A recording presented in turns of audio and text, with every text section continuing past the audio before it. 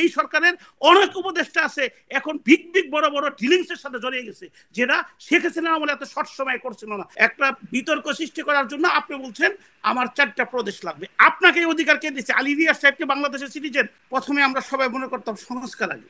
কি সংস্কার করবেন যেটা মানুষের প্রয়োজন? যেমন ফ্যাসিস্ট শেখ হাসিনা কি করেছে, এই দেশের টাকা লুটপাট করে বিদেশে পাঠাইছে, আমাদের রক্ত চুষে সমস্ত জিনিসের দাম ঊর্ধ্বগতি ছিল, মানুষের নাবিশ্বাস রেখেছিল। সংস্কার হওয়ার কথা ওই জায়গাটায় যে মানুষ শান্তিতে নিরাপত্তায় থাকবে, যারা পেশাজীবী লোকজন, যারা শ্রমিক, তাদের মূল্যায়ন পাবে, তাদের ন্যায্য বেতন পাবে, তারা সুন্দরভাবে স্বাধীনভাবে চলবে, যেখানে অকপটে গাড়ি বিভিন্ন গাড়ি টাড়ি চলতো, বিভিন্ন নিয়ম শৃঙ্খলা ছিল না, চাঁদাবাজি ছিল রাস্তায় রাস্তায়, এগুলা বন্ধ হবে। এইগুলার একটাও আপনার বন্ধ হয় নাই, বরং যারা ইন্টারিম গভর্নমেন্টে আসছে তারা সবাই হচ্ছে দেশের বাহিরের লোক, এনজিওর সাথে সম্পৃক্ত। তারা কি করছে? In the name of the সংস্কার শুধু আমাদেরকে প্রতারিত করছে। কোন লোকটা, আমি আপনার মাধ্যমে বলতে চাই, অনেক লেকচার দিল, কোন লোকটা চেয়েছে বাংলাদেশের 4টা প্রদেশ? কোন ছাত্র নেতা চেয়েছে বাংলাদেশের 4টা প্রদেশ? যেখানে একমাত্র ধর্ম ইসলাম, 90% লোক বিশ্বাস করি, একমাত্র বাংলা ভাষায় আমরা কথা বলি, যেখানে সামান্য 10% হিন্দু অন্য ধর্মাবলম্বী থাকলেও এই ব্যাপারে তাদের কোনো দ্বিধাবিভক্ত নাই, একটা সমতল ভূমি, সেইখানে আপনি নিজেদের মধ্যে একটা বিবচ্ছেদ, একটা বিতর্ক সৃষ্টি করার জন্য আপনি বলছেন আমার 4টা প্রদেশ লাগবে। আপনাকে এই অধিকার কে দিচ্ছে? আলী রিয়াজ সাহেবকে বাংলাদেশের সিটিজেন একবার উনি ক্লিয়ার করুন, কারণ বাংলাদেশের মেম্বার অফ পার্লামেন্ট এবং সরকারি কর্মকর্তা হলে তাকে অবশ্যই বাংলাদেশের সিটিজেন হতে হবে, বিদেশি পাসপোর্ট নিয়ে সে হতে পারবে না। কিন্তু তাকে সংস্কারের মেন বানানো হয়েছে, সে চাচ্ছে 4টা প্রদেশ হোক। কিসের? একটা প্রদেশ হলে তার কালচার ডিফারেন্স থাকবে, তার ল্যাঙ্গুয়েজ ডিফারেন্স থাকবে, তার পোশাক পরিচ্ছদ ডিফারেন্স থাকবে, সেখানে হতে পারে। যেমন ইন্ডিয়াতে ছত্তিশগড় বলেন, যেমন বিহার বাংলার সাথে মিল নাই, যেমন দার্জিলিং তারা চাচ্ছে দার্জিলিং এর সাথে ওয়েস্ট বেঙ্গলের মিল নাই, ওই আপনার কর্ণাটকের সাথে তামিলের মিল নাই, তামিলের সাথে মালয়ালাম মানে কেরালার সাথে মিল নাই, সেখানে প্রদেশ। কিন্তু আমার দেশের প্রদেশের এটা কি? এটা হচ্ছে একটা অশুভ লক্ষণ, যাতে দেশে আমরা গণ্ডগোলে লিপ্ত থাকি। কারণ আমি বারবারই বলি যে এখানে খালেদা জিয়া শেখ হাসিনা মিল হয়ে গেলে দেশটাই মিল হয়ে যায়, আমাদের মধ্যে কোনো ব্যবচ্ছেদ থাকে না। এরা এই সংস্কারের নামে এদের একটা অসৎ উদ্দেশ্য আছে, তার প্রমাণ দেখি। আজকে আপনি প্রথম আলো খুলেন, আমার সংবিধান, যে সংবিধান ওরা কবর দিতে চাচ্ছে 72, যেটা আমার অস্তিত্ব, যেটা শেখ হাসিনা ফ্যাসিস্ট বলতেছে যে আমাকে ক্ষমতায় থেকে আমেরিকানরা দৌড়িয়ে পাঠিয়ে দিচ্ছে, আমার কাছে সেন্ট মার্টিন চেয়েছিল, আমি সেন্ট মার্টিন দেই নেই। আজকে যে আপনি আমার দেশে আমি প্রত্যেকটা ইঞ্চিতে আমি প্রবেশ করতে পারবো নির্দ্বিন্দায় নির্বিধায়, সেখানে আপনি আমাকে সেন্ট মার্টিনে যেতে দিচ্ছেন না কেন? এতদিন কি ওখানে কোনো ক্ষতি হয় নাই? স্বাধীনতাকে এই পৃথিবীর জন্মের পর থেকে সেন্ট মার্টিনে কিন্তু এই ওঠে না। এখন হঠাৎ করে ইন্টারিম গভর্নমেন্ট এসে বলতেছে কি ওইখানে আর তোমাকে কোনো যেতে দিব না। এই যে নাগরিকের যে বাধা সৃষ্টি করতেছে, তার তো আলটিমেটলি শেখ হাসিনাকে আপনি প্রতিষ্ঠিত করতেছে, যে শেখ হাসিনার কথাই তো ট্রো, সে ওই সেন্ট মার্টিন আমেরিকা থেকে জানে, এই জন্য আজকে আমেরিকারা তারা এই দেশ থেকে বিদায় করেছে। আরেকটা কথা হলো যে আপনি শেখ হাসিনাকে দোষে আপনি আমি এখানে একটা জায়গায় আসবো, সেটার মূল বৈষম্যটা ছিল কি কোঠা, এই কি মুক্তিযোদ্ধার নাতিপুতিকে দিতে হবে। আজকে মেডিকেলে কি করে ওনারা কি করলেন? মেডিকেল অ্যাডমিশনে সেই নাতিপুতি রয়ে গেলেন, যে কারণে মেডিকেল অ্যাডমিশন বাতিল দিতে করলো। আজকে আপনি বলতেছেন যে শেখ হাসিনাকে, ঠিক আছে শেখ হাসিনা আজকে ওইখানে যারা পুলিশে প্রায় 270 জনের মতো, কনস্টেবল তো অগণিত, আপনি তাদেরকে, যারা বিসিএস, যারা এই দেশের সিটিজেন, তাদেরকে আপনি বাদ দিয়ে দিলেন। আপনি ভারতের আদানি কোম্পানিকে দেশে আসার জন্য প্রবেশ নিষেধ করতে পারেন, কারণ ওই দেশের সিটিজেন না, ও ভারতের সিটিজেন। কিন্তু বাংলাদেশের একটা নাগরিকরে আপনি যদি বলেন যে তাকে আমি ভোট অধিকার প্রয়োগ করতে দিব না, শুধু তাকে বেঁচে থাকতে দিব, তাহলে তো আপনি শেখ হাসিনার যে ফেসিস, শেখ হাসিনা এই কাজটাই করেছে যে জামাত ইসলামকে ইলেকশন করতে দেয়, তাদেরকে বন্ধ করছে। জামাত ইসলামের লোক এই দেশের নাগরিক, এই দেশের সিটিজেন, তারা যাই করুক না কেন, যদি অন্যায় করে আপনি বিচার করতে, ভোট অধিকার আপনি তাদেরকে নিতে পারবেন না। আজকে যে বয়সে কথা বলা হচ্ছে তাতে শেখ হাসিনার চেয়ে আরো বেশি বয়সে কথা বলা হচ্ছে। আপনি জনগণকে কি বুঝাবেন? আপনি ভারতের, আমরা কি দিল্লি না ঢাকা, না দিল্লি ঢাকা ঢাকা, কেন ইসলামাবাদের শিল্পীরা এখন কেন বাংলাদেশে আসে? আজকে দিল্লি শিল্পীরা আসতে, এখানে ইসলামাবাদের শিল্পীরা এসে এখানে বলে যে বৈষম্যবিরোধী ছাত্র আন্দোলনের পক্ষে আমরা কনসার্ট করতেছি, একটা পয়সা নিব না, কিন্তু 3 কোটি টাকা কিন্তু বিপিএল থেকে নিয়ে গেছে। আর উনারা বলার কেন? এটা আমাদের ইন্টারনাল সংগ্রাম, এটা আমাদের আভ্যন্তরীণ একটা ফ্যাসিস্টকে আমরা জনগণকে এখানে আমাদের চুটের কারণে পালিয়ে যেতে বাধ্য হয়েছে। তুমি পাকিস্তানে সেই কথা বললে তো ওই ফ্যাসিস্ট শেখ হাসিনাই ইস্টাবলিশ হয়।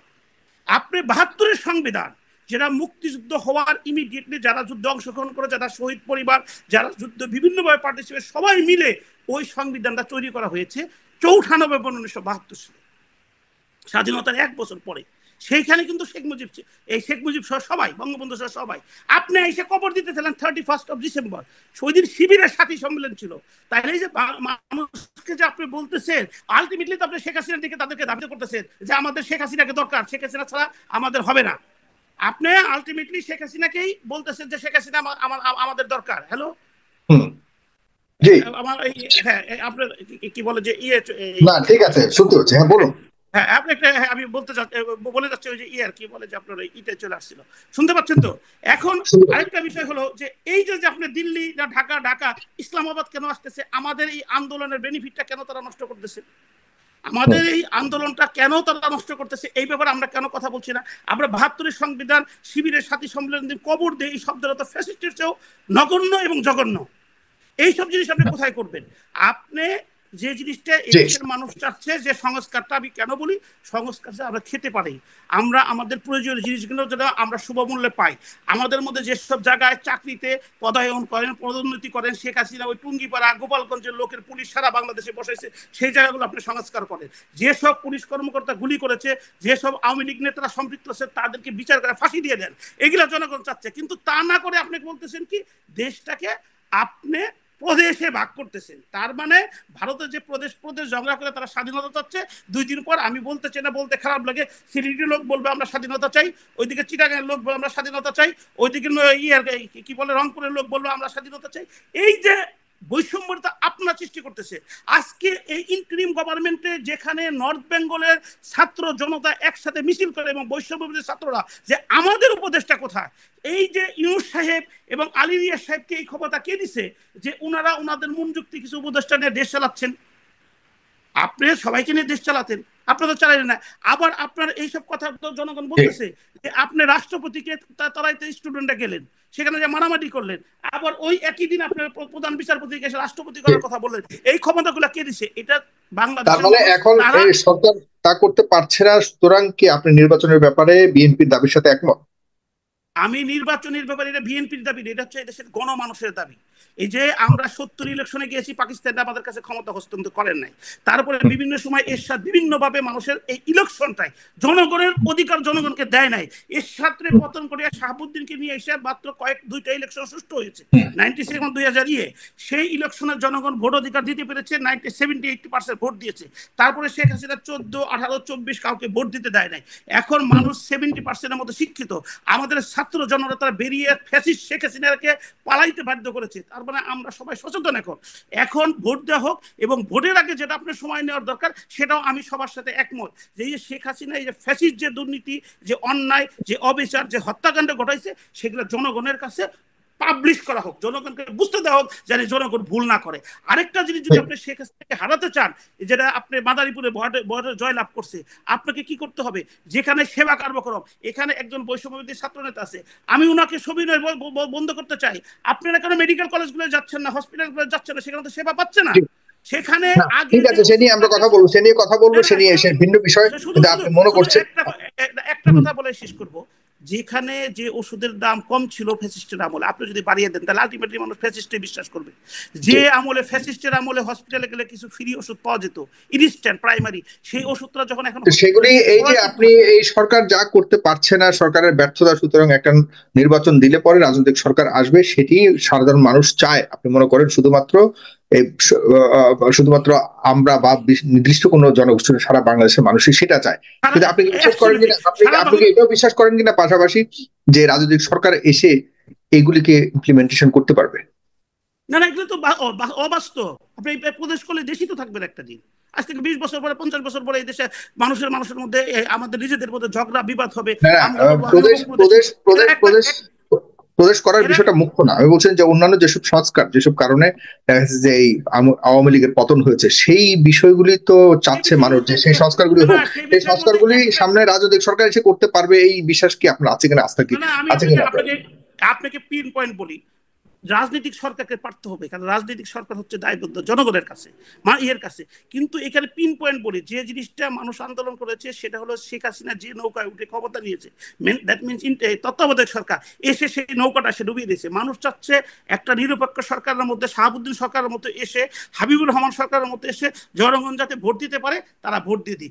এই সরকার শেখ হাসিনাকে তাড়িয়ে দিছে এবং তার লোকজনকে পালাতে বাধ্য করেছে। কিন্তু শেখ হাসিনা যেসব আমলা, যেসব ডিসি যারা শেখ হাসিনাকে ক্ষমতায় বসছে, যেসব ওসি, যেসব এসপি, যেসব পুলিশ অফিসার, আজকে তাদেরকে দিয়েই সারা বাংলাদেশে ক্ষমতা চালাচ্ছে। আপনার মাধ্যমে শুধু, আপনার যেহেতু অনেক লোক যেটা শুনে প্রবাসী ভাইয়েরা আছে, একটা কথা বলে আমি আমার এই পর্বটা শেষ করব।